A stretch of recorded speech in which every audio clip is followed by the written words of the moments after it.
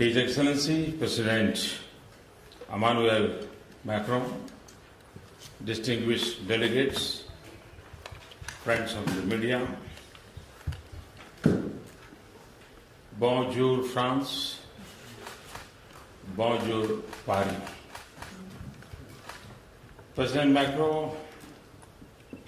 के साथ पहले एक बार मेरी टेलीफोन पे बात हुई थी उनके भव्य विजय के बाद, और उसके बाद इतने कम समय में और बहुत ही शॉर्ट नोटिस में मेरा यहाँ आना हुआ और जिस गर्मजोशी से स्वागत किया, मैं इसके लिए राष्ट्रपति जी का हृदय से बहुत आभारी हूँ, क्योंकि मैं समझ सकता हूँ कि नई सरकार को ये प्रारंभिक दिनों में कितने प्रकार की व्यस्तता रहती है, उसके बावजूद भी भारत को उन्होंने प्राथमिकता दी और इसके लिए मैं उनका बहुत आभारी हूँ। जर्मनी का शायद ये चुनाव था और फ्रांस का शायद ये चुनाव था कि जिसके ऊपर पूरे विश्व की नजर थी, और ये सिर्फ चुनाव हार जीत का नहीं, एक नई परंपरा, नया नेतृत्व, नई ऊर्जा, नया व्यक्तित्व, हर प्रकार से सबका ध्यान था। और ऐसे समय आपका विजय हृदय से बहुत बहुत अभिनंदन के पात्र हैं। फ्रांस और भारत के द्विपक्षीय संबंध बहुत ही गहरे हैं, हर क्षेत्र में हैं। हम मिलजुल करके काम करते हैं। वैश्विक संदर्भ में भी हमारे संबंध सिर्फ हमारे दो देशों के हितों के लिए तक सीमित नहीं है। वैश्विक संदर्भ में हम दो देशों के संबंध किस प्रकार से मानवजात को उपकारक हो, मानवीय मूल्यों को उपकारक हो, इसकी हमारी एक सफल यात्रा रही है। और राष्ट्रपति जी के नेतृत्व में भी ये यात्रा और तेज गति से आगे बढ़ेगी, ऐसा मेरा विश्वास है। विकास का हमारा दायरा, संबंधों का हमारा दायरा एक बहुत बड़े फलक पर है, चाहे वो टेक्नोलॉजी का मसला हो या ट्रेड की बात हो, चाहे वो इनोवेशन का विषय हो या इन्वेस्टमेंट की बात हो, चाहे एजुकेशन हो, एनर्जी हो, एंटरप्रेन्योरशिप हो, हर दृष्टि से। और जैसा अभी राष्ट्रपति जी ने बताया कि student to exchange progress, student के लिए इंटर्नशिप के कार्यक्रम, भारत को ज्यादा समझने का प्रयास, भारत के नौजवानों को फ्रांस को समझने का प्रयास, इसको हम कैसे बल दें, इस पर भी आज हमारी काफी वास्ता हुई। और इसलिए मैं कहूंगा कि एजुकेशन हो, एनर्जी हो, एंटरप्रेन्योरशिप हो, चाहे डिफेंस का मामला हो या डेवलपमेंट का मामला हो, हमारे लिए दोनों फर्क का उतना ही महत्व है। चाहे हम स्मार्ट सिटीज के निर्माण की दिशा में आगे बढ़ना चाहते हो या हम स्पेस के प्रोग्राम में मिलजुल करके काम करना चाहते हो, हमारा दायरा कितना विस्तृत है इसका हम अंदाज कर सकते हैं।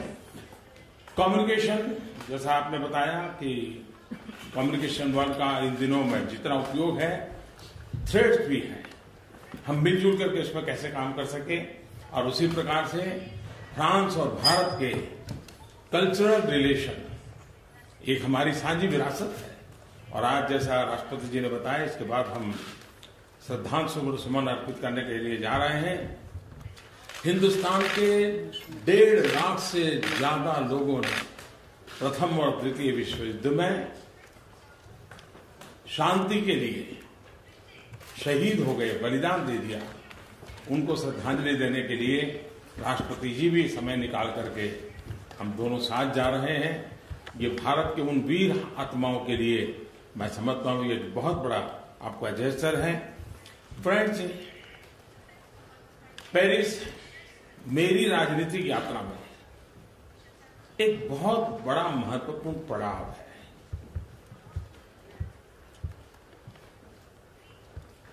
फ्रांस के साथ भारत ने और व्यक्तिगत रूप से मैंने खास करके क्लाइमेट चेंज के संदर्भ में, पेरिस एग्रीमेंट के संदर्भ में जिस तरह कंधे से कंधा मिलाकर के काम किया, और मैं समझता हूं कि पेरिस एग्रीमेंट ये एक साझी विरासत है, ये और विश्व की साझी विरासत है। इस पीढ़ी की ये ऐसी देन है जो भावी पीढ़ी की भी विरासत बनने के लिए एक नई आशा को जन्म देती है। यह केवल पर्यावरण सुरक्षा का मामला नहीं है, लेकिन हम सबकी मदर अर्थ को बचाने की एक साझी जिम्मेवारी है, हमारा कर्तव्य है। मेरे लिए, हम भारतवासियों के लिए प्रकृति का संरक्षण, संवर्धन, पर्यावरण की रक्षा ये आर्टिकल ऑफ फेथ है, और इसका मूलभूत कारण है कि जो हमें सदियों से शिक्षा मिली है, और वो हमारी वेद काल से शिक्षा है कि प्रकृति के साथ सहजीवन हमें सीखना होगा, प्रकृति के साथ संवाद, सहमति, यही अल्टीमेटली हर किसी का कल्याण करेगी। और इसलिए हम प्रकृति के संरक्षण और संवर्धन के प्रति संस्कारों से, संस्कृति से, स्वभाव से पूरी तरह कमिटेड देशवासी रहे हैं। और भावी पीढ़ी को आज हमें जो कुछ भी प्राप्त हुआ है वो हमारे पूर्वजों ने हमारे लिए बचा के रखा, इसके कारण मिला है। हमारा भी दायित्व बनता है कि हमारी भावी पीढ़ी के लिए शुद्ध हवा, शुद्ध पानी, प्राकृतिक संसाधन पर्याप्त मात्रा में हमारी आने वाली पीढ़ियों के लिए देना, ये हम लोगों की दायित्व है। और इसलिए हमारा यह प्रण है, हम समझौते के साथ भी हैं और समझौते के बाद भी हम मिलकर के चलेंगे, मिलकर के करेंगे, और भावी पीढ़ी को मिलकर के कुछ न कुछ तोहफा देकर के जाएंगे, इस कमिटमेंट के साथ। और इस दिशा में हमने कई महत्वपूर्ण कदम उठाए हैं। Indo French partnership for sustainable technology पर विचार हुआ है। सीईओ फोरम को सस्टेनेबल इकोनॉमी के विषय पर विचार करने का निर्देश दिया है।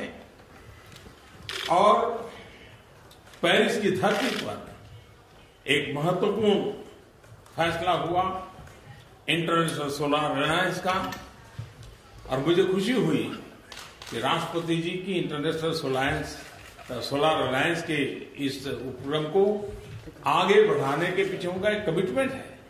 और वो स्वयं मुझे पूछ रहे थे कि बताइए हम कैसे आगे बढ़ेंगे। मैं समझता हूं कि अपने आप में इंटरनेशनल सोलर अलायंस का उज्जवल भविष्य मैं देख रहा हूं, क्योंकि फ्रांस और भारत ने मिलकर के ही इस कल्पना को जन्म दिया, और आदरणीय राष्ट्रपति जी इसको आगे बढ़ाने के लिए कृतनिश्चयी हैं, और उनके नेतृत्व में इस बात को हम सफलता को प्राप्त करेंगे। मानवता के सामने दो बड़े खतरे हैं। एक की जैसे मैंने चर्चा की, क्लाइमेट, बहुत लोग उसको देख नहीं पाते हैं, इनविजिबल है कुछ लोगों के लिए। दूसरा है आतंकवाद। आतंकवाद को हम देख पाते हैं, आतंकवाद को हम अनुभव कर पाते हैं, आतंकवाद की भयानकता हम सुन पाते हैं। आतंकवाद के कारण बच्चे, बूढ़े, महिलाएं, निर्दोष लोग मौत के घाट उतार दिए जाते हैं। फ्रांस का हर बच्चा भली भांति आतंकवाद की भयानकता को समझता है, अनुभव की है। आज विश्व का बहुत सारा हिस्सा इस संकट से गुजर रहा है। आज हमने विश्व बड़े विस्तार से इस विषय की चर्चा की है कि आतंकवाद से बचने के रास्ते क्या होंगे, टेक्नोलॉजी का उसमें जिस प्रकार से इस्तेमाल हो रहा है उस पर हम सतर्कता कैसे बरतें, साथ मिलकर के कैसे काम करें, रेडिकलाइजेशन के सामने डी रेडिकलाइजेशन की मूवमेंट को हम कैसे बल दें और विश्व शांति और सद्भावना की दृष्टि से कैसे आगे बढ़े, उस दिशा में हमने चर्चा की है।